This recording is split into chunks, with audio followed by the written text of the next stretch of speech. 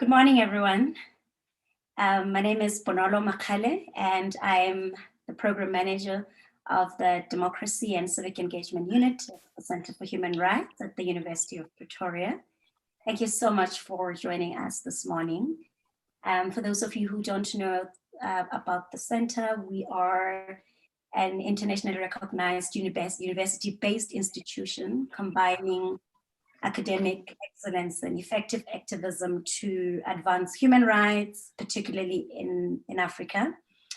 We also aim to contribute to advancing protection and respect for human rights through education, research, and advocacy. And so thank you so much for joining us. Today we're doing things very differently. We are convening a conversation with young people, a conversation that I think is very important. And so when we think about the advent of democracy in South Africa in 1994, it strengthened political parties as one of the main ways of political participation by majority of South Africans. For the democratic dispensation, participation of Africans, and particularly Black Africans and Black political parties, were illegal and heavily policed by the apartheid government, which limited the involvement of the majority of Africans and the Black population. 27 years from the first democratic election, majority participation in political discourse, political dynamics, and identity have changed significantly. The interaction between South Africans and political parties has experienced shifts in almost 3 decades. And this has had a significant effect on political parties' role in nation building and just generally the building of the national identity and seeking to address socio-economic disparities. We have seen this through the rise of alternative forms of participation and an increase in the general disillusionment with the status quo and the political discourse. Now, as I mentioned earlier, this webinar will interrogate issues that influence youth interactions with political parties, particularly on campus, looking at how on-campus politics are a microcosm of broader political engagement. And we're really hoping that this discussion will reveal how the interactions shape the behavior of young people in politics. Political parties have a very strong influence on South African university politics, trends on university campuses, university youth behavior and perceptions are seen as a microcosm and measurement on how they will interact and participate in the greater society, even after they leave campuses. And I mean, you may know this, that South African youth have been labeled as a politically apathetic generation. And this is a trend that shows up most strongly in election data, where the youth make up a large percentage of the non-voting population. I mean, we saw statistics from the 2019 general elections, and even with the 2016 local government elections, where voter turnout among young people was quite low. So I'm hoping that this conversation will touch on these different factors and just specifically see, like I mentioned earlier, the role of political parties on university campuses. And to do that, we have 4 young people. And as the Center for Human Rights, we also are doing this in partnership with the University of the Free State. We've got a smaller partner at the University of the Free State that have, come alongside us in this work. So we've got the SRC president at the University of Pretoria, Ms. Lerato Ndlovu, as one of our panelists. We also have Mr. Jerry Thoka, who's an SRC president at the University of the Free State. And then we've got a researcher at the University of Pretoria Humanities Department, Mr. Eben Kubeka. And lastly, we've got an expert, Ms. Pillay, who's the managing director of Youth Lab. And I'm hoping that the 4 of them would really assist us in starting up a conversation. And I want to encourage you as participants as well to join in, put in your comments, put in your questions on the chat box. This is the idea here, is to convene a space for us as young people to figure out what the future of this country would look like as a collective. And I'm going to hand over to our moderator, Ms. Caroline, who's also was a student at the University of Pretoria, and she's currently doing her master's at the University of the Free State. But from the Center for Human Rights and the Democracy and Civic Engagement Unit, I just want to say thank you for joining us for this conversation, and also thank you to our speakers for availing themselves. Caroline, over to you. Good morning, and thank all of you guys for showing up and being interested in this conversation that we're going to have. Like Bonolo said, it's going to be very casual, where we are having a conversation amongst ourselves. We're moving away from it being conference-based, or it seems like a lecture. So to our panelists, thank you so much for agreeing to form part of this conversation. And since Youth Day was yesterday, and we celebrated it, and there were many questions that the youth had to ask, I would like to open up the floor to the panelists, and with a question in saying that recently we saw that youth unemployment is sitting at a staggering 74.79% in South Africa, and the youth categorized as everyone under the age of 35. And I would like to have remarks from the panelists as to what are your comments regarding youth and unemployment. And do you perhaps have a suggestion? Do you perhaps have an open letter that you would like to say to government and to the general youth populace as to how and why do we find ourselves in the situation, and how do we move forward? Thank you. I think I will start with Lerato. If you can just open the floor and just answer us, and then you guys can have the conversations amongst yourself.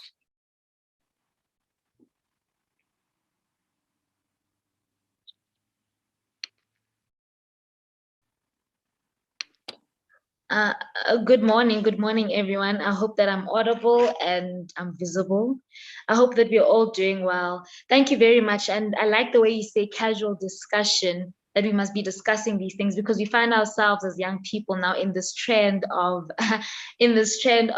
being given platform, and you're there talking and no true growth is happening because only one person is talking and there's no knowledge that the speaker is also receiving. So the fact that it's a conversation, I really commend that. And I think as young people, we should have more of those, and we'll find ourselves in better states when it comes to understanding, and better states when it comes to being conscientized as a young people in this country. So thank you very much for this.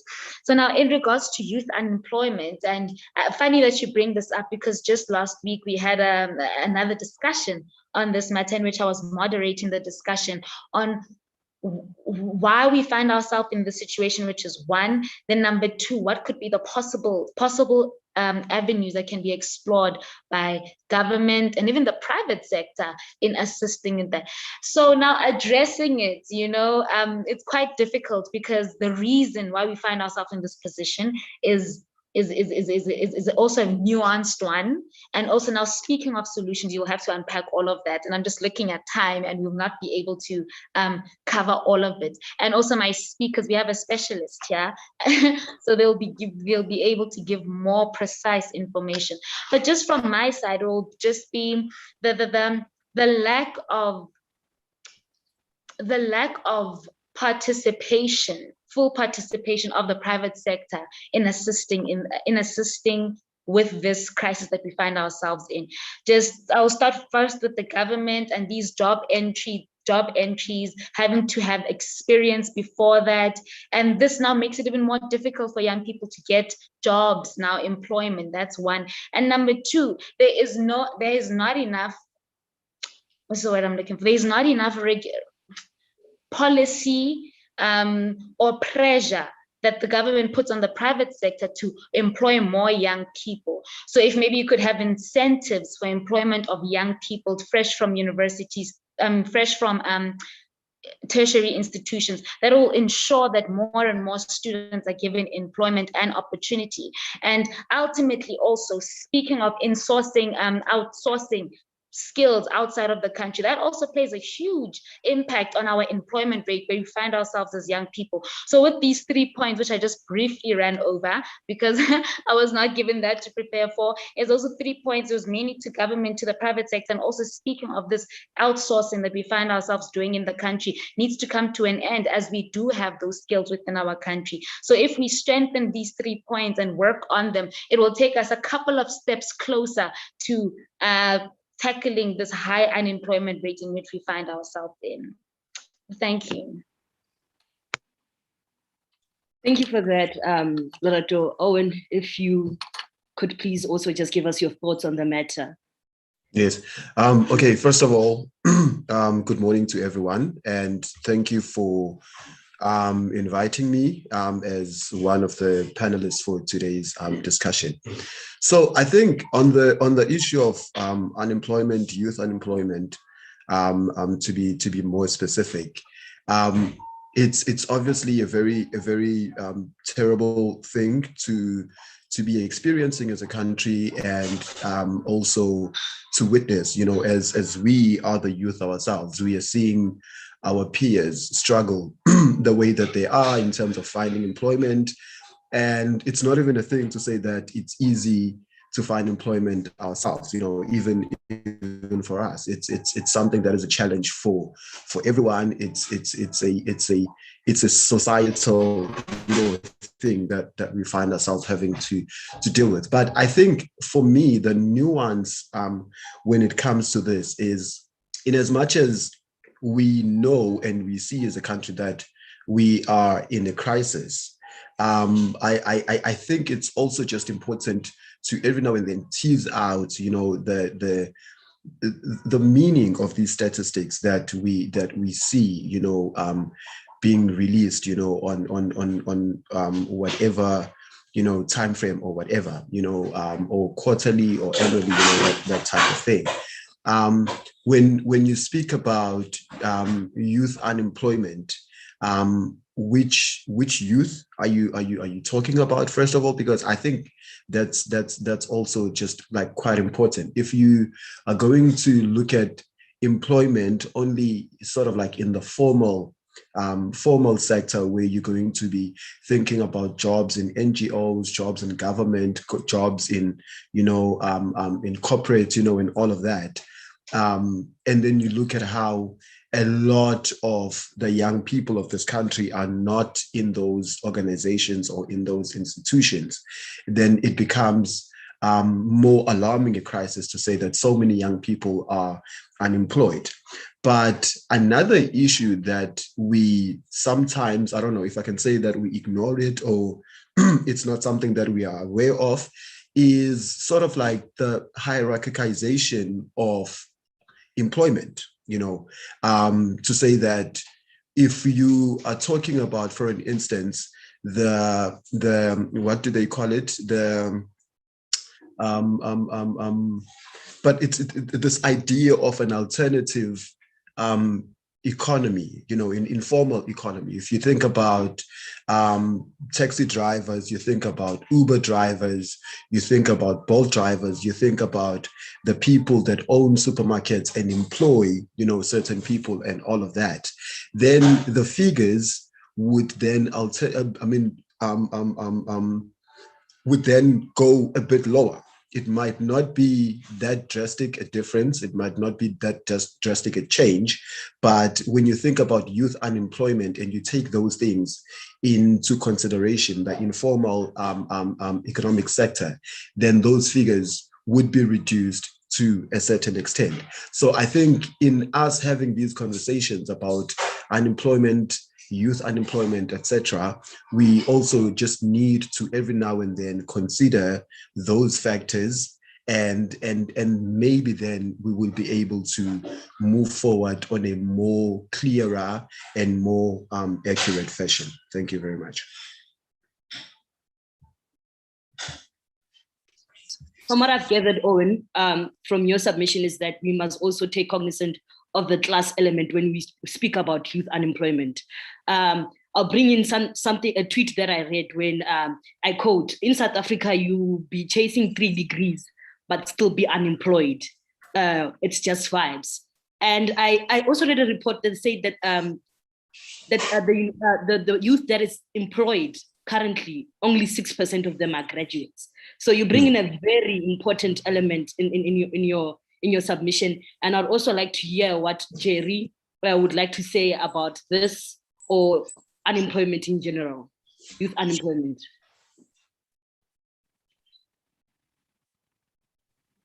Greetings and thank you very much for having us. And can I just quickly check if my audibility is fine? Yes, you're fine. Thank you very much. Thank you very much. And thank you for having us to have this important discourse and discussion. Thank you for having me as part of the panelists. And I think it's an important question that we, at this time, as the society in South Africa, need to be discussing at quite a larger, broader society, as opposed to only subjecting it to certain fraternities or certain sectors to be discussing this question. I think we should make even greater efforts to ensure that this discourse reaches quite a larger, members of society, so that we're able to conscientize and get as much solutions to the answer of the question of unemployment that we're currently faced with. But with respect to unemployment, my thoughts on it, it's particularly its cause. I think it is mainly due to the lack of political will that characterizes the government of South Africa at this point in time. Political will in the context that, most of job creation that is required in our country is dependent largely on the government's willingness to be able to, one, nationalize strategic sectors of the economy, because as some of the panelists have indicated, strategic sectors of the economy are dominantly currently occupied by the private sector, which has no level of willingness to can be able to, bring on the larger society, most in particular youth, into participating in the economy of South Africa. So that on its own creates a very difficult access to the entrance and in being active participant in the economy of South Africa. The private sector, it's profit driven, and it is not willing to use the economic sectors to the benefit of the larger community and members of society, most in particular the youth, even postgraduate institutions of higher learning. So I think the most important cause, most critical cause that leads to the growth in unemployment, lack of job creation in South Africa, it's based most particularly in the lack of political will that is in our current government. Because if we were to think on solutions that would lead to job creation, would need to speak to things like, massive industrialization in South Africa, you see, to identify industrial sectors in our countries that can lead to job creation. The government is not doing so. It's leaving it to the private sector to occupy and identify, industrial sectors, and therefore monopolize them to only the benefit of the private sector and not to benefit the entire society. For an example, when you speak to the sector of agriculture, if I'm a young person in South Africa and I'm studying agriculture and, on my journey to get into farming, the minute I graduate and enter into the farming sector, it is predominantly occupied and monopolized by the private sector. And the government is assisting the private sector to do so in the context that, government entities do not prioritize, purchasing agricultural production from small-scale farmers in the farming sector. I'm speaking only to farming sector because I think that is one of the strategic means which the government can use for job creation in the country. And leaving the agricultural sector, if you look at the financial sector, banks are predominantly occupied and ran by the private monopoly sector, which is not in its own willing to can be able to bring the larger, members of society into participant into the economy. So I think at the backlog of lack of job creation is the lack of political will by the state and government that currently runs the country to take radical means to ensure that youth are identified and brought as active participants into the economy.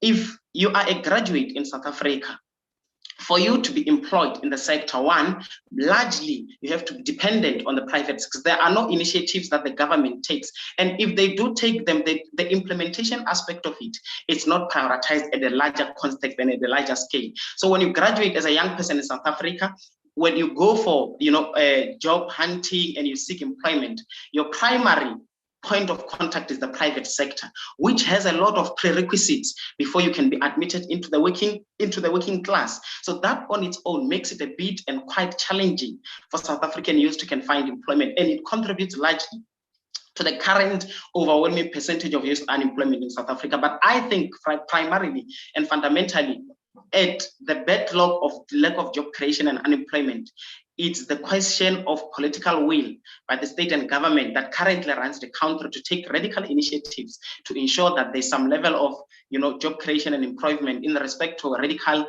mass industrialization, identification of strategic economic sectors, and most in particular nationalization of strategic sectors of the economy, that they can be in charge of the state. That can then benefit the youth of South Africa. That would be my input at the moment towards this question of youth unemployment. Thank you very much. Thank you very much, Jerry, for that. Pearl, if you would just come into the conversation, also just perhaps gathering all the submissions from your other panelists, if you can just give us your submission, then we can move. Wonderful. Hi, everybody, and thank you to the University of Pretoria for having me. So I think, firstly, if we had to really sit and talk about unemployment, that could just be the topic of this entire conversation, and we still probably wouldn't make a dent in it. But I'm glad that we got a nice kind of complexity of views already. I think the one thing for me is I believe that youth unemployment is going to be the thing that collapses our democracy. And unless we do have some kind of radical effort to figure it out, we are going to see flames in the next few years. But I think that the question around unemployment is a lot more than just creating jobs, right? You can't create jobs in an economy that's not growing. You can't create jobs in a country that's not safe. You can't create jobs, and if you do, it doesn't matter if people can't get things like healthcare, if your education system is in shambles, right? And really that kind of defines why the unemployment issue is such a complicated one to resolve, and why we just don't seem to be getting it right, because there are so many different factors, because unemployment is a structural issue, right? And unless we take approaches that understand how structural it is and understand how many layers need to be addressed, we're not going to do well. So an example of this is the current youth employment scheme that's been created and funded by government. When you look at the work that comes out from them and the kind of communications that come out from them, the president even spoke about it yesterday and called it a success. As someone who works in the sector, I think that it is one of the most gigantic failures that we've ever had. And it has been a waste of millions and millions of rands, because it is a program that fundamentally does not understand what the employment problem is, right? And it thinks that this is the way the private sector operates, this is the way all of the sort of little employment initiatives we have operates, where the assumption is that you can take young people and put them into an internship, and that means you've now given them employment, right? And so we're not thinking about what are the other things that intersect, and this is a university community, so we can talk about things like intersectionality openly, and everyone should know what we mean. But if we don't understand what intersectionality looks like in the unemployment issue, we're not going to be able to solve it particularly well. I do think that we need a very holistic approach to unemployment. We need to deal with, number one, trauma that young people have faced and continue to face. We need to deal with things like health and education and safety and transport and inequality, right? I really liked what Owen was saying about the idea that there's a hierarchy of unemployment, right? When we talk about unemployment, we're not talking about people who, school leavers, for example, who actually have no option for unemployment unless they get into the informal sector, in which case they're not actually counted when we talk about unemployment, right? And the way we think about class, the way we think about race, gender, sexuality, disability even, all impact the way we view the unemployment issue and what interventions we create around it. And so I think there's a lot of things for us to be mindful about. And the last thing I will say is, because I think it was Lerato right at the beginning who talked about the private sector, right? And I think one of the things we've done really badly in South Africa is we have created this culture where for the private sector to move, we must incentivize them. And I think the incentive should be that they actually get to do business in South Africa. We shouldn't have to convince the private sector that making a contribution to the society they operate in, the society they extract from, whether it's labor, whether it's finance, whether it's any kind of business support, we shouldn't have to convince them giving back to that society is something they need to be rewarded for. And so I agree with what the comrade at UAFS was saying about a radical approach to unemployment, that when I think in our relationships with the private sector, the idea around incentives and the idea around let's package unemployment as something that you can benefit from, I think is taking us nowhere, because we've now treated unemployment and any kind of societal contribution as a CSI project or a BEE incentive, rather than just the basic thing that all businesses should be doing as they're part of the bargain for actually getting to work in South Africa. And so I think I'm going to leave it there, because the conversation is obviously a broader one to have. And so I hope that helps the discussion a little bit. Thanks. Yes, thank you, Paul, for your submission. So obviously, we are gathered here as the youth, and most of us have been on campus, higher institution campus. I don't want to say university campuses, because they are TVETs, they are colleges. So we have participated in politics on our campuses. And the question that I have for you guys is, to what extent does our politics, the one that we participate to in campus, influence general youth politics outside of campus? So let's just say that now we are having this chat regarding the unemployment and youth participation within the campuses, but does it stay there, or does it have the influence for it to go outside, where we can say, listen, government, here is our problem, and this is how we want it to be addressed? So to what extent does campus politics influence like general youth politics outside of the gates of higher institutions?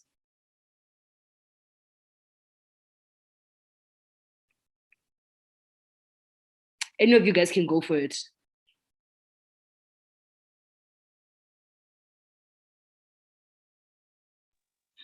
No, thank you. Thank you. I think I'll be happy to just start. And I think, our participation in most in particular campus politics does not only, remain within the constraints of the campus, in the context that, an understanding, most particular when we become activists in student politics, we have an understanding that before we can be students, we are also members of the community, societies that surround the campuses within which we, actively exist in, right? So there are some of, challenges and issues that are faced by students that extends to even affect external communities surrounding the campuses within which we find our activism centered around. There are issues that in our discourse and engagements do not only end up within the jurisdiction or the constraints of campus limitations. For example, when students are faced with the question of, the issue of accommodation within institutions of higher learning, when they travel from provinces to come and cluster at an institution, are faced with an issue of accommodation. When you challenge and have a question, when you challenge that issue and discuss it, you get to a point where you appreciate that the municipality and local community needs to be active participant in assisting students to be actively exist in the campus parameters and exist in their well-being and be able to get out their studies. So when that question comes into play, the municipality and local government is brought into the question of assisting students. So when that aspect of the municipality and government needing to intervene in addressing and assisting students surrounding campuses where they exist comes into play and is not attended to, it then gives a rise to consciousness, particularly in student activists, to say that we need not only to limit our political participation and activism and our active participation in government and in all matters relating to local politics, not only to campus, because the solutions we need at our campuses are not only campus related, but we need to have external stakeholders, which one include local municipalities, which one include local government entities. So when we come to that question, it then makes us conscious to say that we need not only to be active participant in campus politics, and it therefore advances our interest in active participation in external politics and from all communities that we come from. For example, when all students that come to campuses, when they're gathered in a specific campus, they all come from different socioeconomic challenges in their backgrounds at home. And when we learn through this political activities and engagement at the campus level, we understand that through certain level of activism and participation in the politics of South Africa, we can be able to address and change some of the socioeconomic challenges at home and back in our backgrounds. So that ignites consciousness to say that we must not only actively participate in politics at campus level, but even extend it externally externally towards the communities from which we come from. So it starts internally in campus level and then extends our consciousness. But of course, it has both negative and positive influence towards our participation in politics, right?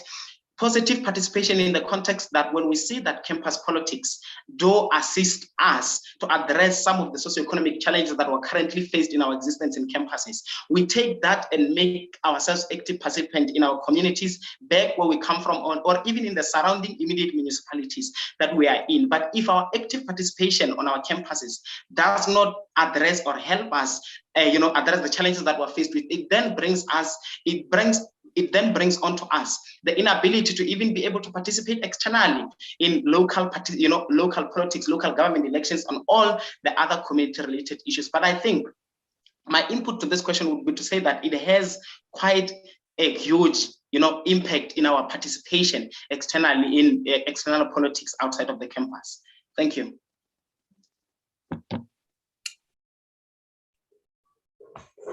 I think if I can just give my take on this question about campus politics. I think first of all, what stands out for me when it comes to such is that there's no uniform way of understanding campus politics. First of all, what I'm trying to say is that it's not the same thing everywhere, around the country, etc. It differs from institution to institution, and therefore, because the politics are different in the different institutions, then the impact that they're going to have on the broader political discourse around society is going to be different. If, for an instance, you think about an institution like the University of Pretoria, where for quite some time now, I've been at UP for close to 6 years now, and in the time that I've been at UP, when you think about political activities in the blatant sense of the concept, it's something that has been largely neutralized. There's not much that is going on the ground, especially if you're going to compare it to other institutions that who are just like always sort of like at the forefront of championing some student struggles, etc. And therefore the impact that has in the society that is maybe around the institution, and the society that is the student population, etc. Because the University of Pretoria students have been largely sort of like insulated or neutralized from this sort of like political activism and all of that. It sort of became a thing that not much conversation is actually happening around the issues that we face as the youth, the issues that we face as students, and the issues that our society sort of like faces. So there's no one impact that we can actually point out to say that, okay, because of the conversations and political participation on campus and all of that, campus politics, to put it in this umbrella term, we can't say that because of campus politics this is the impact that this is actually having on the broader conversation in society. However, if we look at a movement like Fees Must Fall, for instance, which I understand has been overly referenced, by now and all of that, but it was actually a very significant time, in our democracy, if I can dare say so. When you look at a movement like Fees Must Fall, which got the whole country talking about this, they started talking about the policy that would deliver fee-free education, to university students. Who is it that should get fee-free education? Should it be everyone, or should it be only those that cannot afford? What about those that can afford, and all of that? So when you think about campus politics in that sense, where it's a sort of like coordinated national movement, or it's a coordinated national conversation that is, being discussed and all of that, then it becomes easier to see how campus politics would then sort of like shape or impact on the broader political discourse. But then when you think about campus politics that are concerned about things that maybe are, for lack of a better word, indigenous to particular institutions, then those conversations struggle to make a great or broader impact in society. So yeah, that's my contribution for now. Thank you. Thank you very much for that, Owen. I think I might also now jump in. I'm not sure if I'm audible. I'm hoping that I still am audible. And it's just now adding on to what already has been said. Firstly, I'm largely covered by what the president of UFS had mentioned earlier, and how this all now it impacts national politics beyond the campus gates. But now contextually speaking, and I'm so glad also, Owen, you touched on it for a minute there. Contextually speaking, when we look at different institutions and different institutions, this plays out differently. And I would just like to focus on this particular point, because like I said, I've been largely covered by what the president said earlier, but now I'm speaking more into the culture in which the institution creates amongst young people in that institution, and now it plays out in politics beyond campus.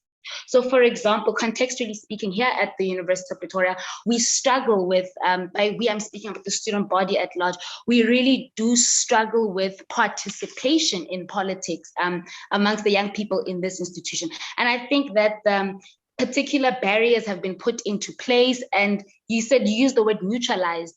As a student at the university, when you use the word neutralized, that politics, it has been neutralized, through our constitution, through different policies which have been put in place. It really has been. And now when you come to an institution like UP, you start to see the resemblance, and I'm speaking again, referencing the 2019 elections, which I was actively part of, trying to get students registered to go and participate in that. You see the same trend that happens on campus happening now beyond the campus gate. So majority of UP students won't engage in national politics, won't participate in elections.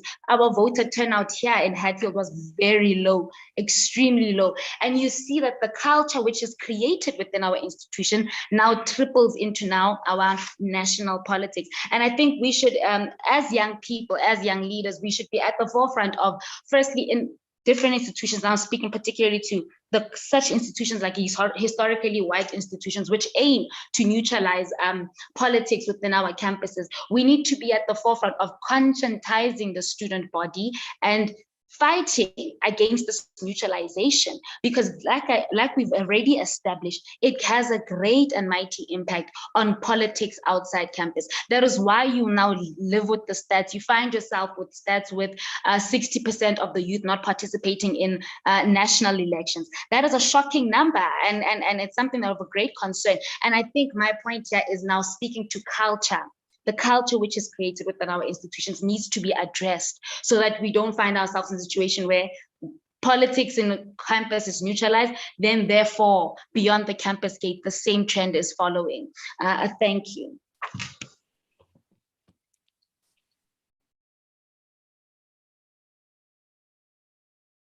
Thank you for that. Pearl, would you like to add on to what the speakers have said? Then I will move. Yes, I will. So I think this is a really complex question, because when like I think previous speakers have been saying, when we talk about students and campus, we speak about very specific kinds of universities, and just within the university community, we already have different inequalities. And when we talk about impact, when we talk about the way politics at universities affects politics on the outside, who we're talking about matters, right? So for the sake of the conversation, my background is from Wits University. So I was at Wits not that long ago, but because we have a student community, you guys are all gonna think I'm old now. But I was at Wits and I finished at Wits in 2016. And I was at Wits at a time where student activism was very alive and well, and people were very involved in issues that affected both people on campus as well as off campus, right? But one of the things that we did find, and I think it cuts through campuses even now, is that there isn't actually a lot of synergy between what happens outside campus and what happens inside. And I think as people within the university space, we can sometimes get caught up in the issues that we face and thinking that those are the issues that broadly affect other young people. When I left campus and I started at Youth Lab, one of the things that was the most standout experiences for me is working with young people that live around this country but don't actually get to interact with the university space, which is the bulk of the young people that we work with. I was quite shocked actually at the beginning to find that there wasn't a big interaction with what was happening on campus and what was happening outside, right? And there's almost a contentious relationship between youth that don't get to be in the university space and youth that do. Because the idea is that when young people at universities mention issues, they actually get listened to far more than young people outside universities get listened to, right? And we also have the conversation, I think we did have it around Fees Must Fall. Owen was right, we talk about Fees Must Fall a lot. But we saw with Fees Must Fall, right, which universities got particular media attention, which student leaders were given platform to speak to the media, the ways in which violence particularly was talked about. And I think when we think about the universities of technology, like TUT, I think was a really great example. The way people talked about violence from TUT and the way people talked about violence at Wits was very different, right? And so if the inequalities exist within the university space, of course they exist between people outside campus and people on campus, right? But I think what Lerato was talking about was a really important point around the level of youth participation or student participation on campus alone, right? So I was on the SRC at Wits, and I remember in my year, our student turnout for SRC elections managed to hit, I think, around 20%. And people celebrated because they were like, this was the highest turnout we've ever had, because I think everyone here that can probably relate that if you get more than sort of 10% turnout for SRC elections, you've done very well, right? But that is not an accurate reflection of the way young people engage with politics outside campus and in sort of the real world, so to speak, right? In my experience with the work we've done at Youth Lab, and generally the work that I've done in the youth development space, young people outside campuses are actually very politically involved, very politically aware, and make lots of effort to actually participate in ways that I think students do not. And that's not an indictment on students, because we know that the university space comes with just a myriad of problems, right? There's so many different things that students have to contend with that almost the expectation of activism seems like one that is a very high expectation to make.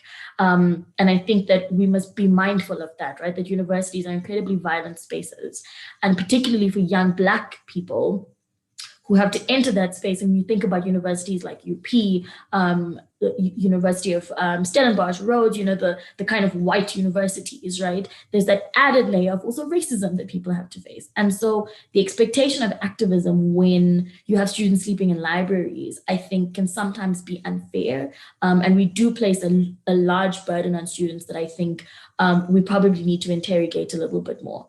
And so I don't know that there's a big synergy between campus politics and non-campus politics, so to speak, right? I think that the issues do intersect, but I don't think that there's a lot of work done to kind of bridge the gap between young people that sit on either side of the fence. I think because of the relationship around privilege, particularly because in the work that we've done, when you hear young people who don't get to go to university talk about young people who do, there is a layer of privilege that comes into play, right? You're seen as the lucky ones. You're seen as the ones who are now going to get all of the attention, because when we talk about young people in this country specifically, we're usually always talking about students or people that interact with the university space. And to tie it to our unemployment conversation, the way we talk about unemployed graduates versus the way we talk about unemployed people who don't have degrees is a very interesting conversation, because it's almost the idea that how dare you be employed because you have a degree, right? Thinking that getting a degree is something that is easy for everybody to get. And so I think all of those different contradictions and all of those different relationships are at play. And so when I say that I don't think that there is a big impact that campus politics has on politics of the outside, I don't think that it's necessarily a bad thing.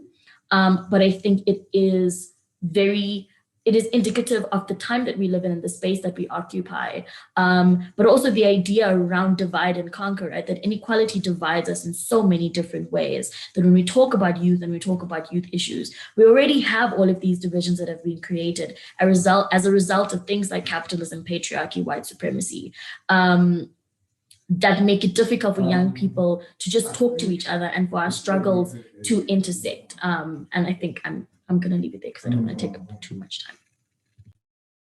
Okay, thank you so much for that, Pearl. So I'm quite glad that you guys are, sorry about that. I'm glad that you guys are actually participating in the chat box. So the questions that have been popping up is that, when are we going to see the youth organizing themselves outside of party politics? So then this is the question that we pose, and Mpo puts it nicely. He asks, he's interested in how we can expand the idea of campus politics beyond party politics. And I think that's a very interesting question, because it also, then I can ask a sub-question: what is the perception of political parties and their interest on campus politics?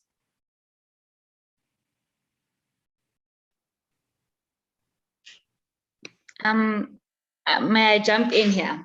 Yeah. Yes. So when we now speak of what is the perception of young people on politics, on party politics on campus, we would first now need to look at who are these young people, because once you unpack which young people you're talking about, it now gives different perceptions, because we, like already mentioned by one of the panelists earlier, that we come from different walks of life. So how a student who is from a village and that was assisted by a person from this particular political party perceives political parties on campus is different from how a student who is of privilege and it does not really need the kind of assistance that political parties on campus give.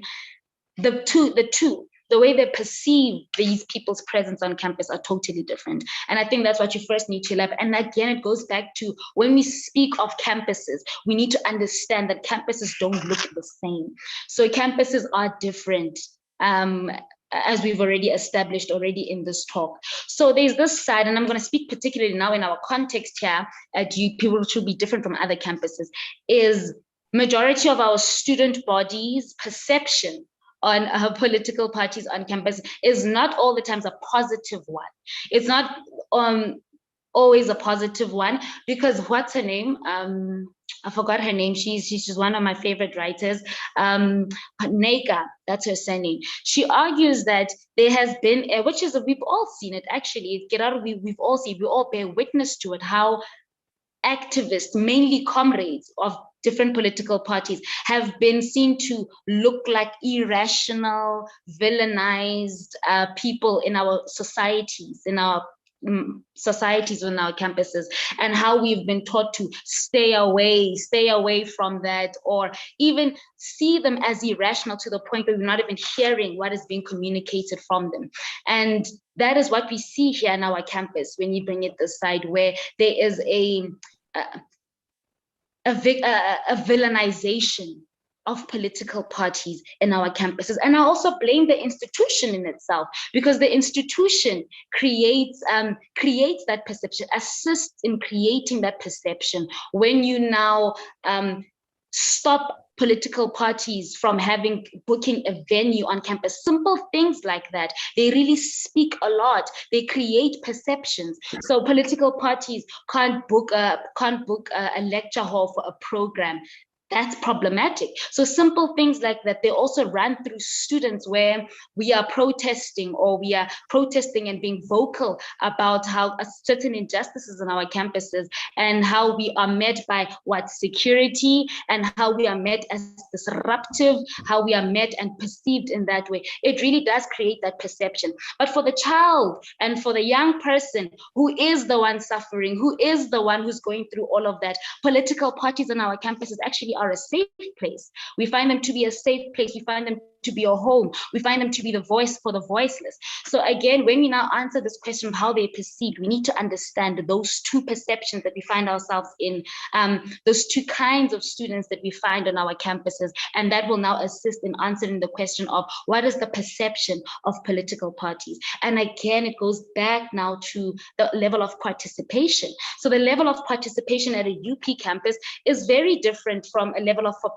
participation at another institution which has majority of students who find themselves in the disadvantaged. So again, it goes back to what I mentioned earlier about youth participation in our campuses, and how political parties are vital in this conversation that we are talking about. And that was just my 2 cents, was there are different kinds of students, meaning there will be different kinds of perceptions on political parties, addressing the question directly.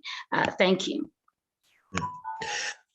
I think if I can just jump in on this one, I think, okay, I'm not sure if you guys can hear me. Okay, I think you can. If I can just jump in on this one, and also to just comment on what President Lerato has just, the whole situation that she's just explained, or narrated. And I think it speaks to Ayabulela's question on the chat box, where they asked that they please, get the point of neutralization being explained again, because they didn't understand, what was meant by it. But it's this whole idea that different institutions deal differently with political participation. And before I even continue with this point, I also just want to note a very important contribution that was made also in the chat box, that it basically speaks to this idea that political participation is not limited to political organization membership and whatever, right? There is the organizing of different sort of communities, if I can put it that way. And the reference that was made in the chat box was around queer mobilization, etc.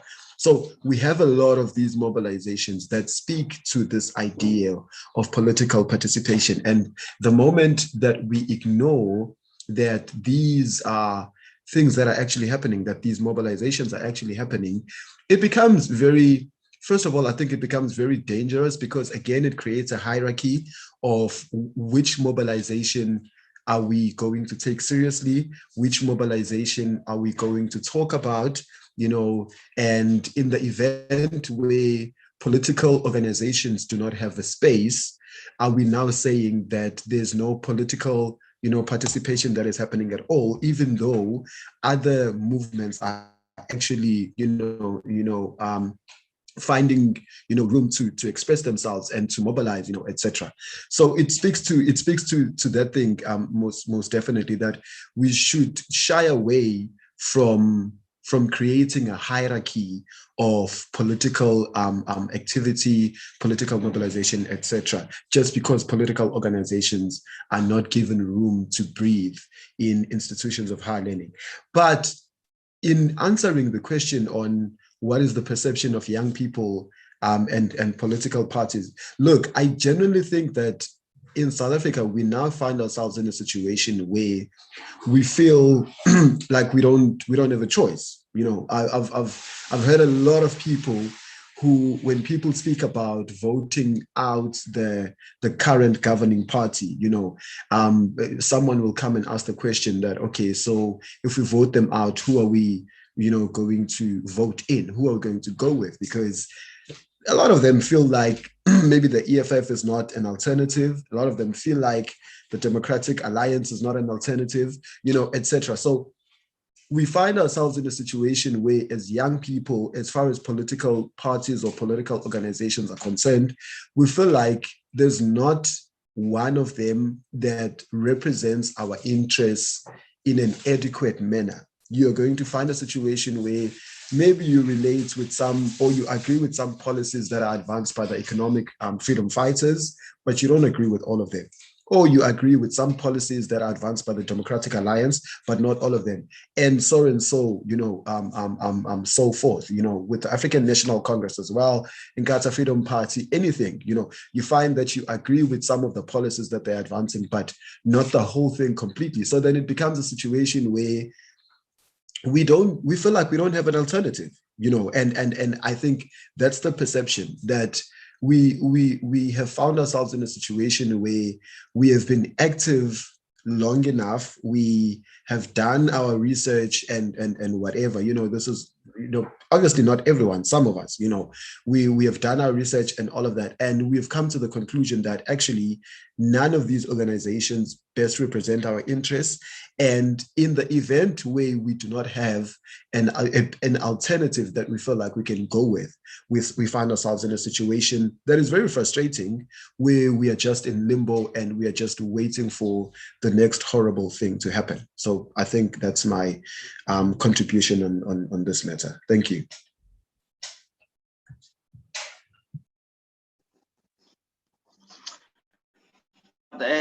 No, thank you very much. And I think I should just come in a bit quickly on this question. I think one of the things that create and the interest that we have, in campuses amongst the people towards political parties, it's basically the governance structure that currently exists in our country. The impression that we have from the national politics towards, you've indicated in the question that was speaking to say that campus politics are microcosm towards national politics. So when we look at the structure within which issues are addressed at the national level, political party system is currently the most recognized governance-wise that addresses issues in our state, in our government, parliament. The most thing that find expression at that national level is political parties. So when we see that perception, and you see that the governance structure in institutions of higher learning, it's to a very notable extent similar to the national governance structure, we see it important to also incorporate then political parties at our campus level. And I think what then attracts most of young people towards political parties is the immediate the political party's ability to address immediate challenges that are currently faced by young people, you see. And the question of young people being able to organize themselves outside political parties is not something that I think we should at any level be able to doubt. I think young people historically, through social protest and other means of protest like Your Fees Must Fall, have demonstrated and indicated their ability to organize themselves outside of political parties, right? Regardless of which political party they belong to. But when the cause really speaks to addressing current and immediate challenges that are currently faced by youth, young people have demonstrated their ability to can neglect their political affiliation and unite and organize themselves behind a specific cause like free education. So that on its own separately should not be questioned as to whether when we then see young people organizing themselves outside of political party existence. So youth have that capacity and ability and have demonstrated historically to do so. But now, what gives us immediate interest in specific and certain political parties, it's our perception on how we see those political parties addressing our immediate challenges that we're currently faced with as youth. For example, if young people feel like the current state is failing them. The failure of the current state will be attached to the political party currently in government, and it will not, to a very notable extent, the governance structure that is currently existing at the national level attach the failures of the current state to a political organization, as opposed to parliament as a state comprised of different political. So when we perceive parliament, even though it is comprised of different political parties, we don't see it as one entity called parliament, which is supposed to address issues that we face within this country, but we see it as a parliament that is run by the African National Congress. So it is from that perspective then interest in young people towards different political parties then emanates in that context. And I think, you know, the challenges that young people face currently, like the challenge that we're faced with gender-based violence, the challenges that we're faced with lack of proper, healthcare systems, the challenges that we're faced fundamentally in free education, they present the young people as vulnerable ground for political parties to can come and take advantage on the situations that are faced by young people. For example, when we go through a period of elections, political parties normally come and in their creation and formulation of manifestos towards attracting young people, fundamentally all issues of young people are entailed in their political manifestos, right? But after the elections period has passed, that implementation of what has been promised to young people is not seen. That on its own then discourages young people to be active participants in national elections, in local elections, in elections in general, because our electorate, our vote that we cast in, does not translate into notable and observable, changes and impact in challenges that are faced by young people. So that on its own creates and presents young people as vulnerable towards, populist organizations that can, take advantage of young people. But the political party system as it exists currently, as we speak, or the perceptions on it is that campuses and where young people mostly exist is the future of the country. So their interest and perception on young people and their need to exploit the volatility that currently presents young people due to the challenges that they are faced with come from a perception that the young people are the future of the country, one, and institutions of higher learning breeds into governance in all national sectors, because training, acquisition of skills for us to be able to make a notable impact in the economic sector, in the economy of the country, comes primarily from institutions of higher learning. So when political parties then perceive that institutions of higher learning and other institutions that contain mostly young people are the breeding sector into all the national politics, they then come and have interest in establishing themselves for political agendas, not necessarily to have an interest to address issues that are currently faced and challenging the youth of the country, right? And then I think if we were to look at then how will then young people be able to, address the issue of not being able to be volatile to political parties that seek to only exploit their voters' ability, is young people having the ability to say, outside of the promises that were given from political parties, what are the methodologies that as young people we can engage in to ensure that we are able in our collective organization on ourselves, not necessarily political party organization, but in our separate, for example, the way we arrange and organize ourselves during the Fees Must Fall movement in an attempt to attain free education. The causes are currently challenging us now. How can we also organize ourselves outside of political organizations to address the immediate challenges that we're currently faced with, right? But I think the inability for government and the system that we currently have, the political party government system that we currently have, it's exactly what presented quite a bit challenging for youth to find themselves and organize themselves outside of the political party system. So we perceive from the positions that we stand at that the only way to have issues addressed is if we go through the political party system. And also in the political party system itself, for a very quite notable time, of course, with exception of certain political parties, young people have found minimal expression and representation in such kind of political organization. That on its own translates into young people finding minimal and quite a small portion of representation in government. And that presents and shows young people to not have the notable representation required for issues of young people to be addressed at the national scale. So that on its own contributes as well towards the lack of participation in young people when it comes to general and local elections in the country. It's not that, many people characterize it as apathy political apathy in young people. So a certain level of apathy in young people, not wanting to participate, in politics of the country. And I think genuinely that is not the correct diagnosis that we should give to the young people of South Africa to say they have political apathy. Young people in South Africa are the most active participants in political questions that currently exist in the country.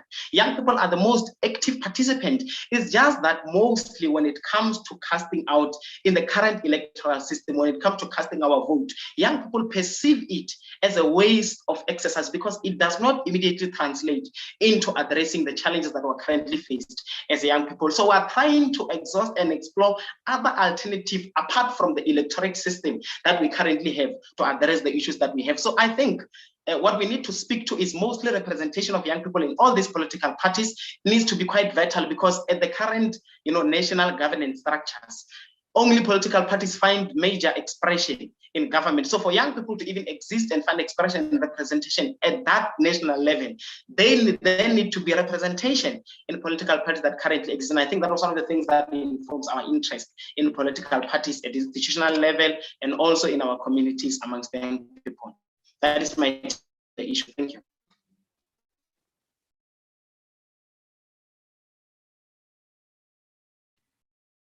Thank you so much for that, Jerry. That was a mouthful, and you covered a lot of points, which I think can form part of the greater discussion that we want to have or continue to have. Pearl, do you want to make a submission on the questions, the comments, if you resonate, if you dissent? Sure, so much has been said. I feel like we need to take an ad break just to breathe a little bit. The question about political parties on campus and that conversation has been one that we've been having for a really long time, right? So the idea around campuses and university management silencing and making life very difficult for political parties is not a new thing, right? They very systematically find ways to make sure that political parties don't find expression on campuses. But I think the conversation must work two ways, right? In the work that we've done, particularly around elections, and I'm glad that I'm coming after Jerry, because I thought that what he was saying around voting and around, that sort of political participation was important, because one of the things that we have been finding is that there is a broad conversation around political parties generally, right? What is the role that they play in society? What is the role that they play in this democracy? And if young people are struggling to such an extent to find themselves in political spaces, what is the alternative, right? Is this still the route that we should be going on? And I know that it's a difficult thing to talk about when you come from a campus perspective, because if you live inside politics and if you're part of party politics on campus, it can be a very insular community, right? And it can feel like it's very consuming, and you feel like your efforts matter, but you also feel like the relationship that young people have with student politics or with politics in general is bigger than it actually is. And I say this from my background when I was on campus and I was a member of the PYA, you get brought into political culture in a really deliberate way as a student, right? Particularly as one who is then active in political party formations. And the problem happens when you leave campus and you realize that environment, that political environment, is actually it's an aesthetic environment. It's an environment that has been created and curated in a very particular way. And that sort of engagement, the comradeship that you find within universities, you don't find outside unless you engage with politics in the same way. And lots of young people don't find that kind of expression, right? Even if you've interacted with politics, one of the struggles that I had coming off of campus is how to interact with a political party outside of that space. And it's actually not a very easy thing to do. And so I think the conversation around what is the point of political parties now is an important one to have.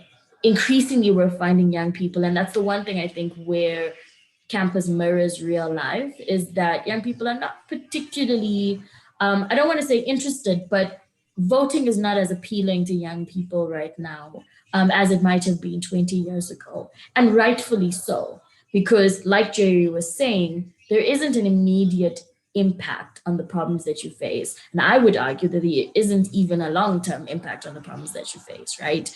We found in the last few elections, we recycle leaders, we recycle policy, we recycle intervention, we recycle corruption, right? And young people are not finding solutions to the problems that they're facing because we lack a political leadership that can do so effectively.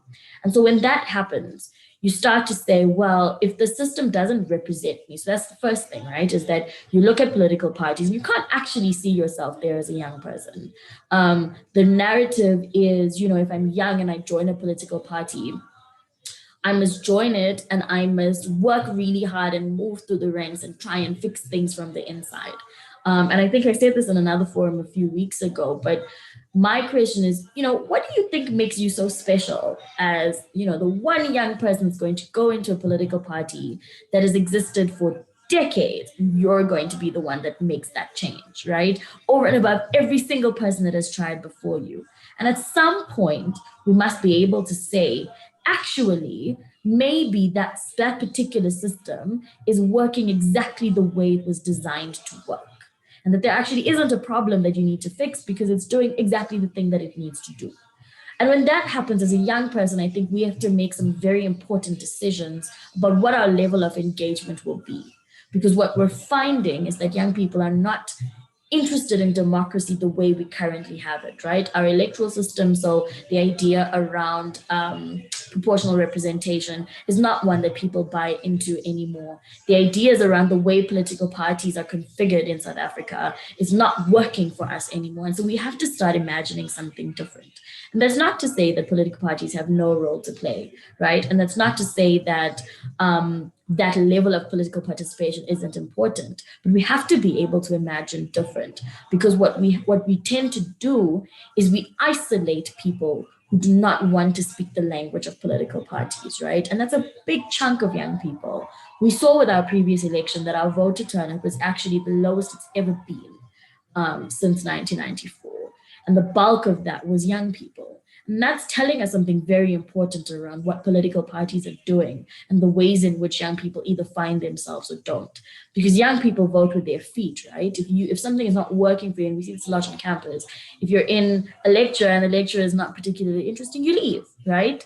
And that's what's happening in our political system right now, is young people are saying, we're not really represented. We don't, Owen spoke about it in his input around agreeing with some things in a political party, but not others, right? And that's kind of the big existential question that we have, is what trade-offs are you willing to make in order to support a political party? And that's not a healthy democracy, right? In fact, I think that's a very volatile relationship, that you actually now must sit and sift through these 200 parties and say, okay, you know, I really like what they say on land, but these people also really like the death penalty, and they're also homophobic, and they really hate women, but they think that education should be free. So maybe, like, you have to do so many different gymnastics and create a hierarchy of your struggles. But when you face your struggles, you face them all at once. And that's the unfairness of what the political party system is doing to young people, particularly now, right? And so I think that there's a lot of conversations that we need to have, but for me, the most prevailing one is when you can see your youth participation in the political space drop the way it is. When young people are saying the system does not represent us, we can't locate ourselves in it, and we need something different, but we're holding on to the idea of the political party. I think we need to ask ourselves why. That's my submission, Chair. Thank you so much, Pearl. Actually, when your concluding remarks in that section was echoing what Bonolo had said earlier on, is that the South African youth is deemed as being apathetic when it comes to voting and elections.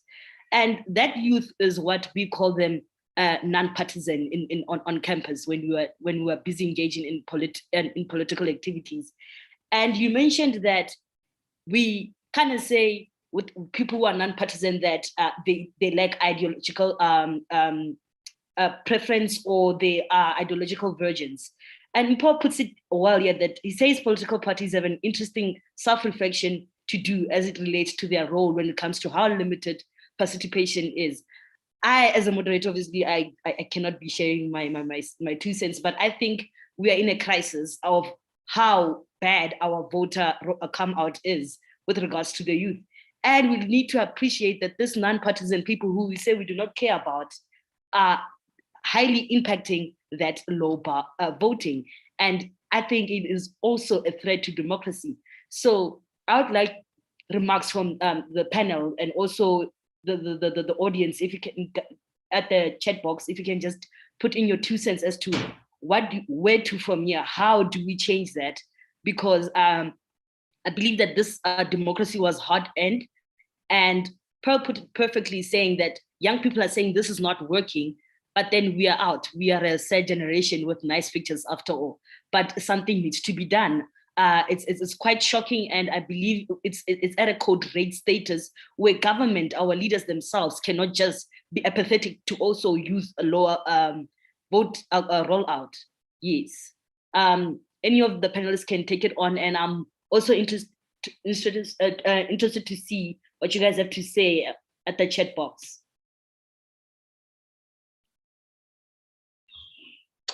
Look, I think if I can just take a stab at it at this point, I genuinely think that if our government is interested in presiding over a healthy democracy, then the government needs to acknowledge the responsibility that they have in order to make sure that participation, actually grows. For an instance, if you look at with local government, with municipalities, they actually are required, by law, they have the obligation to ensure that there's actually going to be a certain level of participation when it comes to deliberating on things that concern, running the cities, etc. And the whole idea of sort of like that requirement, or at least how I understand it and why it becomes necessary, is that beyond the fact that it speaks to the question of legitimacy in terms of the more participation there is in the process, the more legitimate it becomes, because there's a broader body of society that was actually involved. But it also speaks to this idea of strengthening a democracy in a if I can put it in a very forward-looking way, because with more participation, the more informed and knowledgeable you become about a process, right? Because as things stand, we have a lot of young people who don't participate in these things because, number one, they feel like they don't work. They are quite wary and very suspicious about these processes and the possible outcomes, etc. But you actually find that the truth of the matter is that you are doubting something that you don't even know. You don't even understand it because you don't participate in it, right? And that's why it becomes very important to encourage participation and also to ensure that you go out there to the people and you bring these initiatives to them, and because the truth of the matter is we sit here and we have these conversations about all the things that government is supposed to be doing, and we complain about these things. We talk about the measurements that government is supposed to be making in order to create a better society for us, only to find out once you do the research or once you go into certain forums and all of that, that there actually are institutions that are put in place to make sure that exactly what you are asking for is, something that can be a reality. One of my friends was actually talking about this the other day when there was the announcement of, the elections that took place recently, to say that she said that you guys complain, especially, on Twitter, because a lot of these conversations happen on Twitter.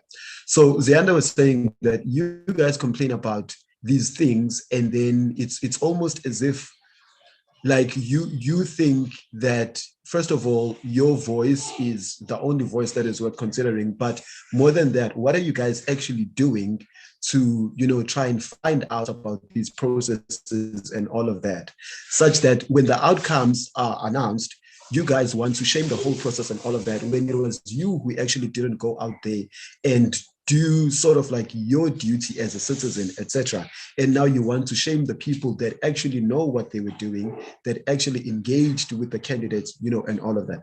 So participation is very, very, very crucial in the strengthening of our democracy, right? But you also need to understand that the participation is not only the responsibility of the citizen, the ordinary citizen, it is also the responsibility of government to ensure that you educate people about these processes, that you better equip them with certain levels of understanding of democratic institutions, their responsibilities as citizens, and how coming together in these, you know, forums and engaging and deliberating on things helps to strengthen our democracy, you know. So where to from here? I genuinely think that we need to find ourselves in a situation where we are actively participating in democratic processes. And actively participating in democratic processes is not limited to just going out and voting. And in fact, Charles Taylor speaks about this when he speaks about the three pathways to, you know, the regression of democracy. He speaks about this idea of literacy, you know, knowing, educating yourself and knowing what it is that you are voting for, because voting for something that you don't know, voting for something that you don't understand, simply because it's a democratic dispensation, does not serve to strengthen democracy, right? In fact, it creates a situation where you are just going to vote because it's a democratic institution, and then you vote maybe the wrong people in power, you vote the wrong person in power, the wrong organization in power, etc. And then those consequences serve as some people's arguments as to why democracy actually doesn't work, that the will of the people delivered this organization or delivered this person, you know, to govern over us. And now look at what type of mess they are making. So just voting is not enough. You also need to educate yourself.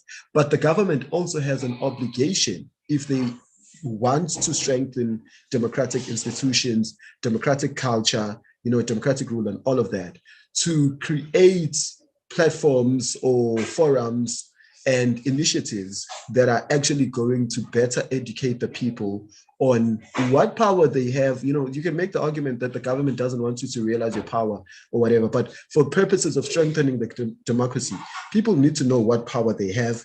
People need to know what avenues they can explore in order to effect change, etc., in order for us to be able to live in a better democracy. Thank you very much.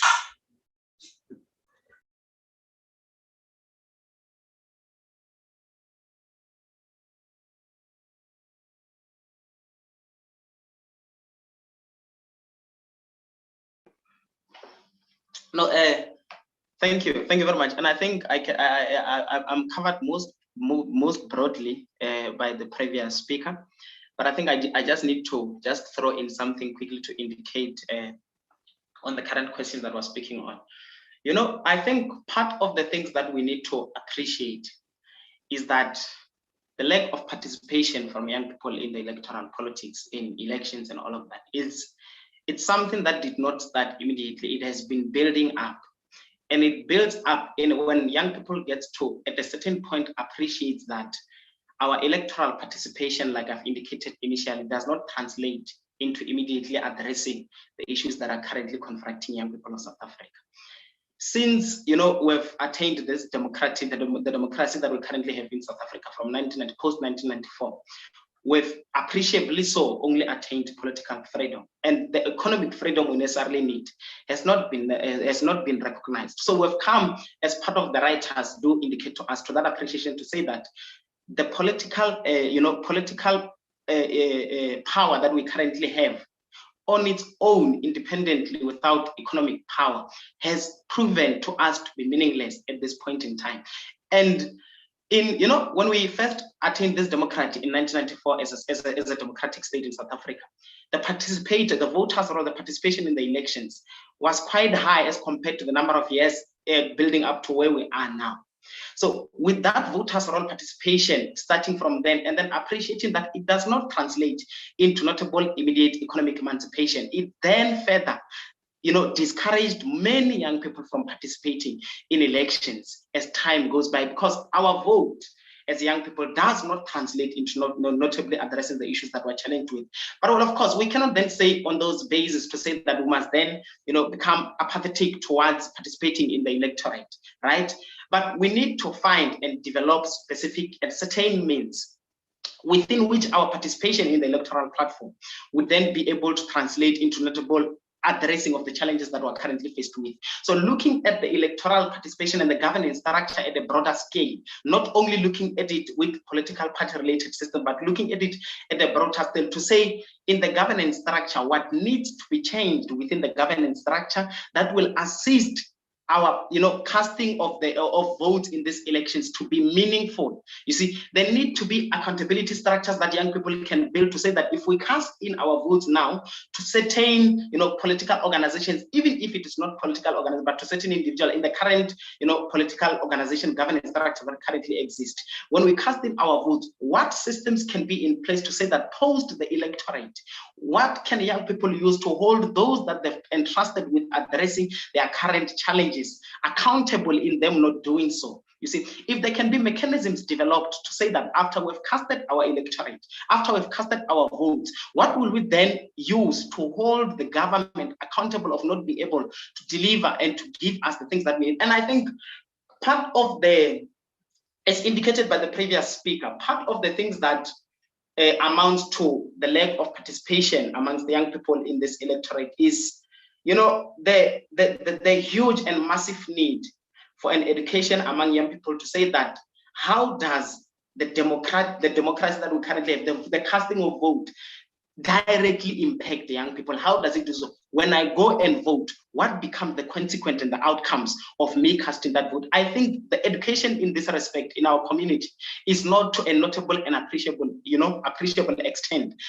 For example, when political parties go into an election, there are quite appreciable and huge initiatives that they employ towards campaigns. They employ towards bringing information to young people. They employ towards reaching the most further and remote communities, just for the purpose of them having to cast that electorate vote.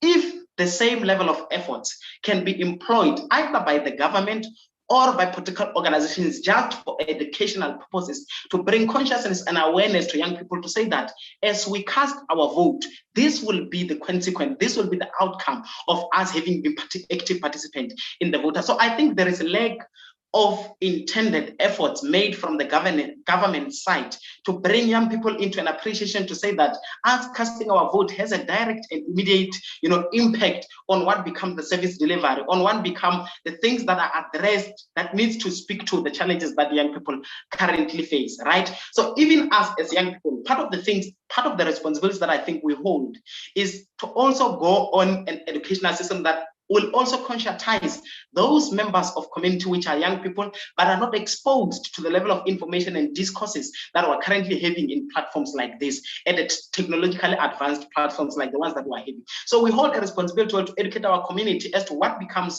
the immediate translation and benefits of us having been active participant in the electorate.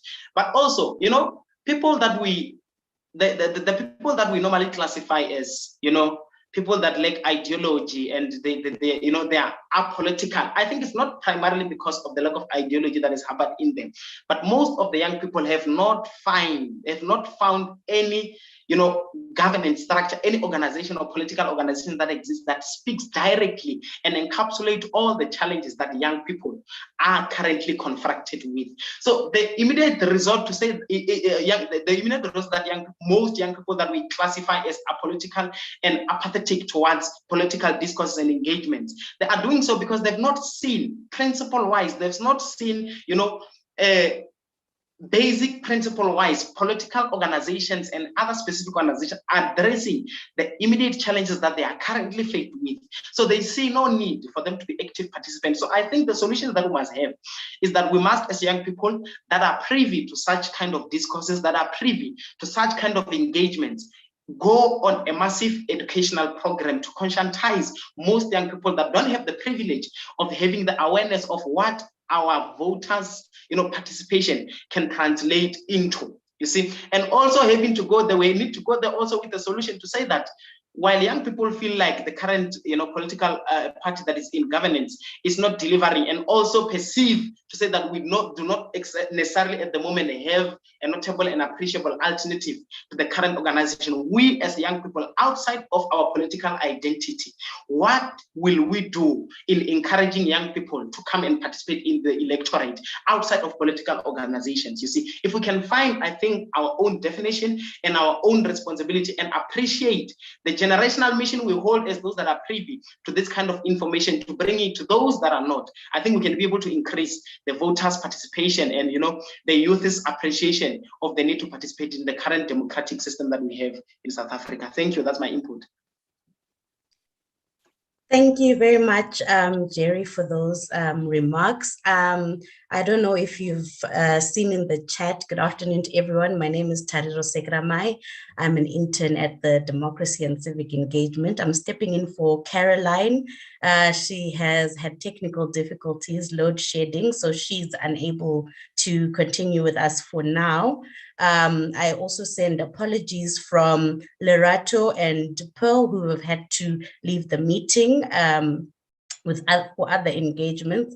So I think as we wrap up the discussion, I think Jerry took us very well into the next question that I would just like to ask before I ask our esteemed panelists for their final remarks, is that given all the issues that we've spoken about this afternoon, how do we achieve, and is it possible for us to do so, a non-partisan campus? So as well as creating a space for those who are in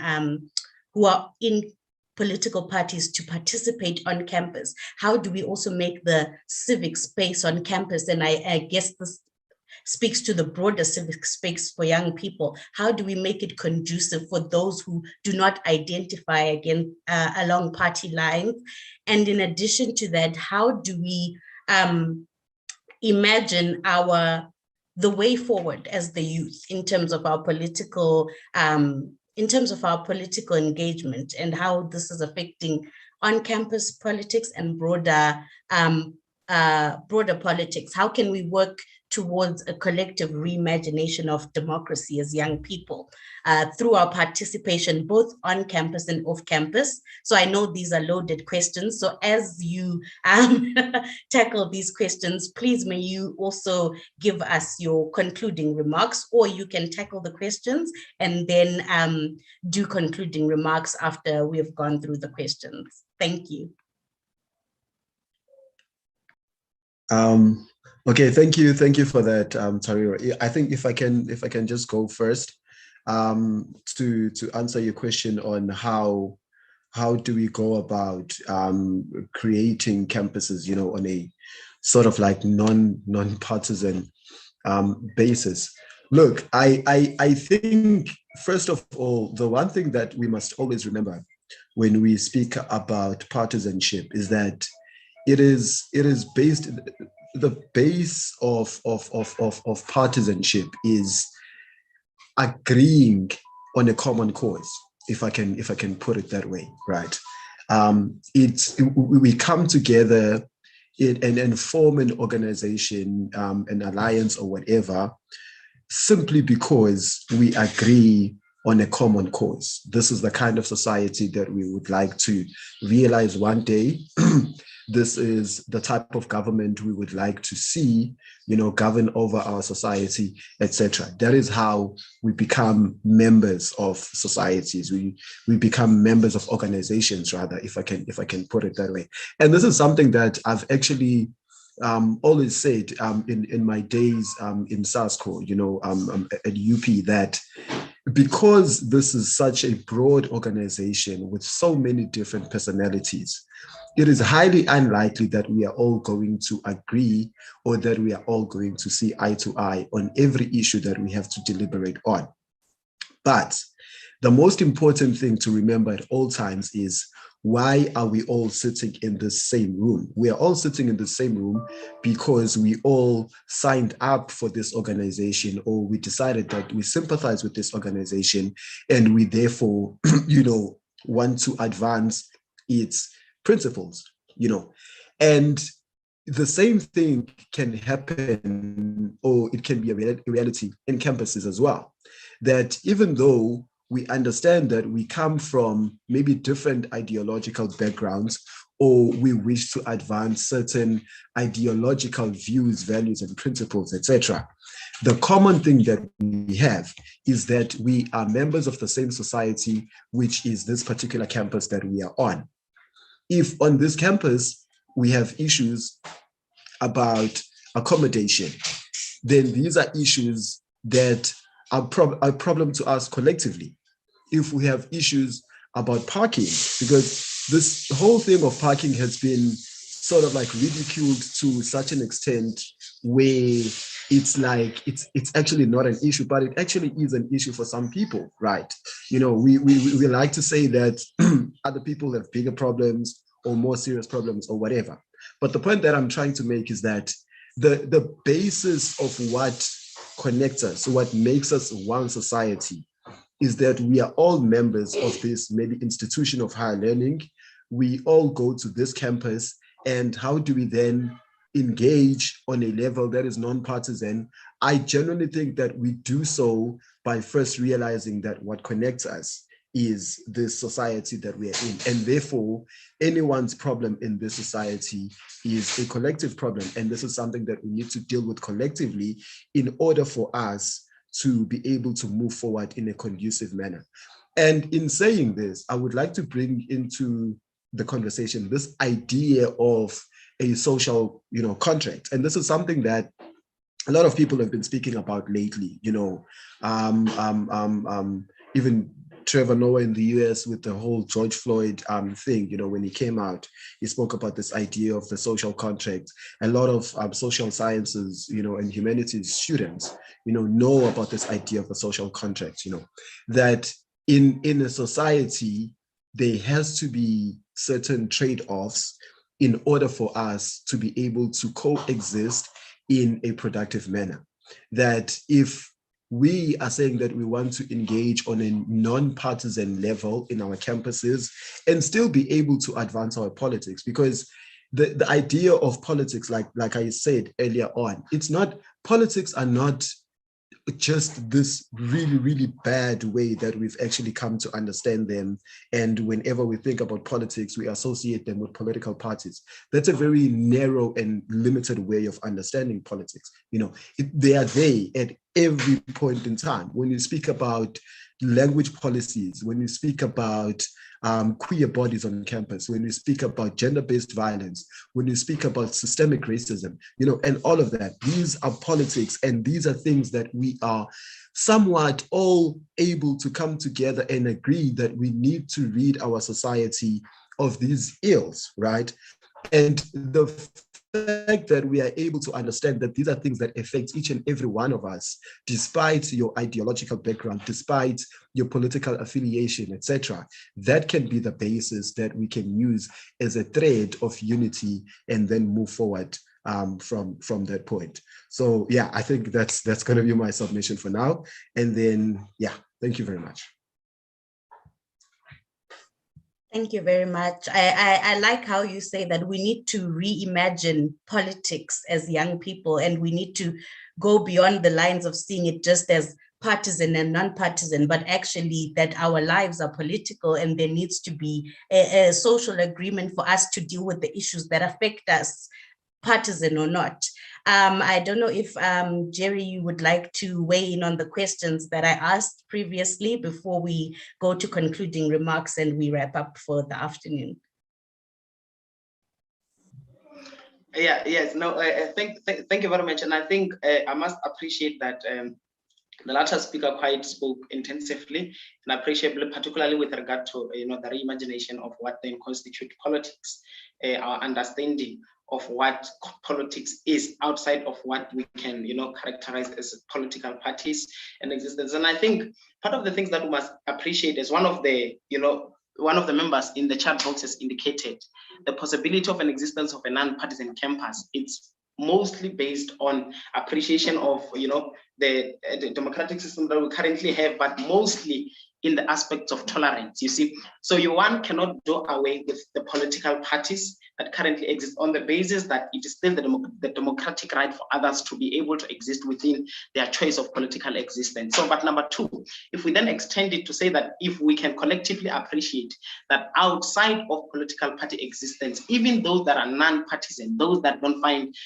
their identity within political party definitions and founding principles, they still need to be allowed to exist within the same space that those that find dominance in political parties exist. So that level of tolerance, that level of accommodativeness, that level of understanding and engagement, and consciousness to say that we need to appreciate that politics, it's not, as defined by the previous speaker, limited to only political parties, but it is exactly what defines our day-to-day existence in life, our day-to-day living. It's on the bedrock of politics. It speaks to everything that we necessarily, all challenges that we currently face, even as young people, the bedrock thereof, and it addressing them constitute politics. So if we can be able to redefine that collective understanding in the midst of young people, I think it will assist us to achieve the imagined, non-partisan space, but a democratic as well space within campuses, to say that those that still need to find identity within the political spaces still have the leverage to do so. But those then that are in political spaces also appreciate that it remains a democratic right, and then, the right for existence for others to even choose to be non-partisan. But when a common cause exists that affects all of us, partisan or not partisan, within a campus, we need to then be able to do away with our different political identities and speak to the genuine common cause that collectively brings us together and reimagine politics as defined by former speakers. That would be my last input on this question. Thanks. Thank you very much. Those are definitely very valuable inputs, and I think they will definitely impact our participation as young people going forward, on campus, off campus, because as both of you have alluded to, our lives are a political exercise in themselves. So as much as we would like to escape politics, it's almost an impossible endeavor. We are looking at the time. We're getting very close to the end of our session this afternoon. So I would just like to open the floor to the speakers once again, if you have any concluding remarks for us before I conclude on behalf of the unit and the center this afternoon. Yes, thank you very much, Tariro. I think I just want to start off by saying thanks to the center, the organizers, for this opportunity. I think that it is a very important one to have, especially considering that we are having a lot of these conversations in society, these days. We find ourselves, living in South Africa has become a very dramatic experience. We find ourselves having to debate everything, these days. We debate the law, we debate justice, we debate safety, we debate, our progress as a country, and as a society. And I genuinely think that these conversations are very, very, very important. Not only because some of us enjoy hearing the sounds of our voices, but I think that the participation is actually very informative and, again, essential to the strengthening of democracy is engagement and dialogue and all of that. And the creation of such platforms is something that is greatly appreciated and something that should always be encouraged, But on the note, or rather on the topic of today's conversation, I genuinely think that Unlike some doomsayers, I generally think that the crises that we find ourselves having to deal with each passing day or maybe each passing week are actually challenging us and challenging the resilience of our democratic institutions, our democratic culture, the overall democratic, architecture that we have in our country. And I do not think that as South Africans, and also the people that sympathize with like our society, etc., and understand what is going on, that we are going to fail. I genuinely think that we have it in us if we just do the work, put in the effort, educate ourselves, and we continue with these conversations. And I genuinely believe that everything will be fine. And with that, I conclude. And once again, thank you very much to the hosts and also to everyone that joined the session today and those that participated in the comment section. Thank you.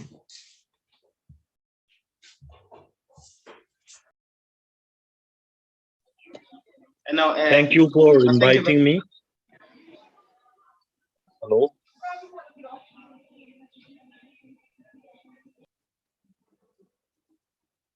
You can go on.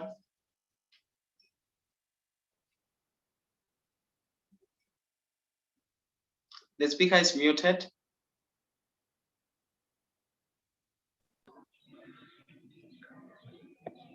Good afternoon, all.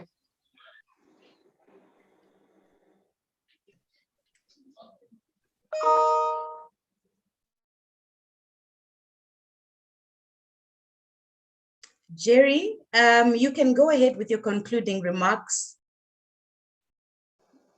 Okay, no, thank you very much. Thank you very much. And I think I must then extend a gratitude to the organizers of the discussion, the roundabout table, to say thank you very much for having us. I think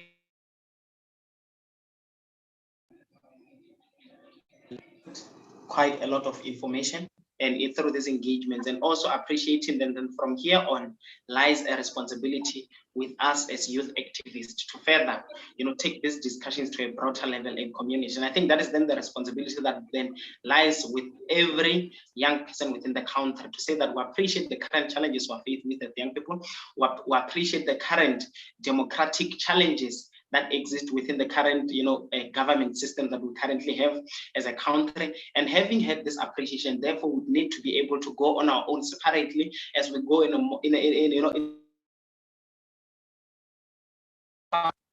to say that then I apologize for that. There's just disturbing calls coming in, but to say that we need to then take the responsibility entirely, to say the information we gather in such platforms, we're able to then can disseminate it to the greater, majority of communities, most in particular the young people, even those that do not have the privilege to be able to access this kind of information in institutions of higher learning. So the engagement was quite helpful, the engagement was quite fruitful, and of course we have learned and would of course take the responsibility to engage further with the larger, student community, number one, and the youth community at large, to ensure that at least even with the coming local government elections, the understanding of participation, it is therefore appreciated. Those would just be my closing words as I give the gratitude and thanks. Thank you very much.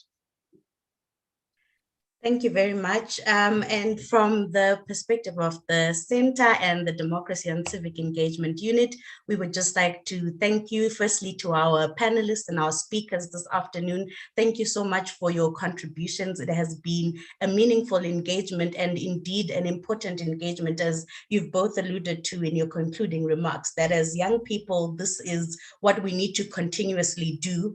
And we will continue to have discussions like this. This is it's the second of many of a series of discussions that we will be having around young people, around our engagement with politics and how we can better our engagement and the solutions that we require that need to come from us.